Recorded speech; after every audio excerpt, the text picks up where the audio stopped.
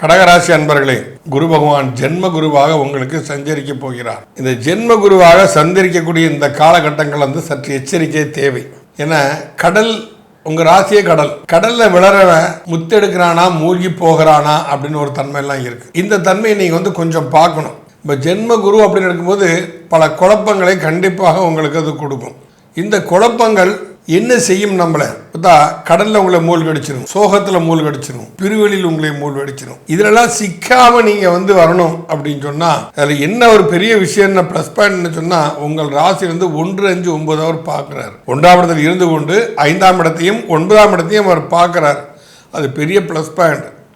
அப்போ திருகோண சந்திப்புகள் நிகழக்கூடிய விஷயங்களை அது கொடுத்தாலும் உங்கள் குடும்பத்தில் வந்து சற்று பின்னடைவுகளை அது கண்டிப்பாக கொடுத்துடும். குடும்பத்தில் பிரச்சனையை உருவாக்கும், கணவன் மனைவிக்குள்ள கருத்து வேறுபாடுகளை கொஞ்சம் உருவாக்கும். ஏன்னா எல்லா ராசிக்குமே 7ஆம் ராசி வந்து மாரக ராசி.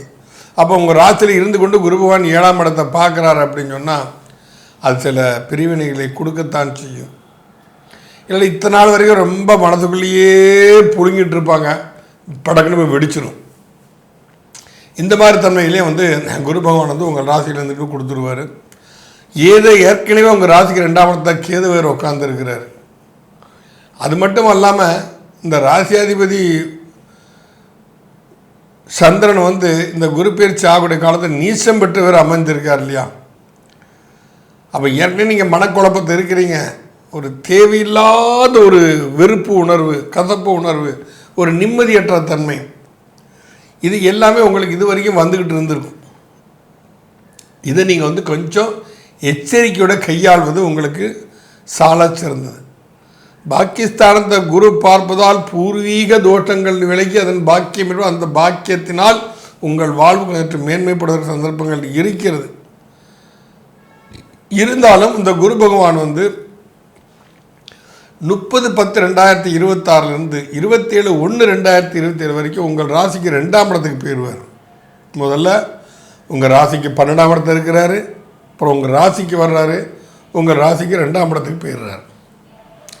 இது வந்து அந்தளவு சாக்கியமானு கேட்டால் அது கொஞ்சம் சிரமமான ஒரு சூழ்நிலை தான் கடகராசிக்காரங்களுக்கு. வந்து ஏற்கனவே கடன்பட்டார் நெஞ்சம்போல் கலங்கினான் இலங்கை வேந்தன் என்பதை போல வந்து மனசு கலக்கத்திலே இருந்தது. ஏன்னா தண்ணியில் கள்ளத்தூக்கி போட்டால் எப்படி இருக்கும், அந்த மாதிரி ஒரு தன்மைத்தானே உங்களுக்கு வந்து அது கொடுத்துக்கிட்டு இருக்கிறதுனால இவருக்கு குரு பகவான்.